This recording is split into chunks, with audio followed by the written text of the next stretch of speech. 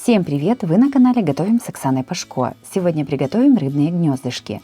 Блюдо простое и готовится из доступных продуктов. Оно отлично подходит как на каждый день, так и на праздничный стол.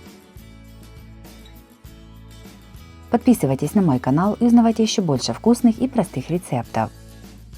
Один французский багет нарезаем кусочками толщиной примерно 3 см. Кусочки багета кладем в миску. Все заливаем молоком. Всего понадобится примерно пол-литра молока. Аккуратно перемешиваем, чтобы верхние кусочки также пропитались молоком.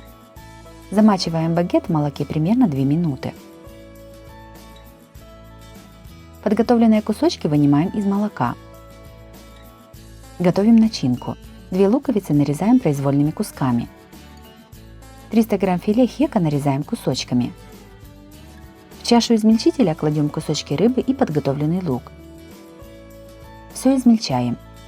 Я измельчала в 2 подхода. Вместо хека можно использовать минтай, треску, судак или тилапию. Также рыбу и лук можно не измельчать, а нарезать маленькими кубиками. Измельченную массу выкладываем в миску. Все солим примерно 1/3 частью столовой ложки соли. И перчим черным молотым перцем. Перемешиваем. Противень смазываем сливочным маслом. На него выкладываем подготовленные кусочки багета.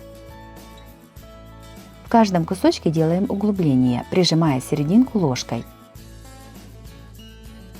Каждый кусочек багета начиняем приготовленным рыбным фаршем. Немного утрамбовываем его ложкой. Все ставим в духовку разогретую до 180 градусов, запекаем приблизительно 30 минут. 100 г сыра трем на терке. Вынимаем рыбные гнездышки и посыпаем их сверху тертым сыром. Снова ставим запекаться на 10 минут. Блюдо готово, подаем его на стол в горячем виде.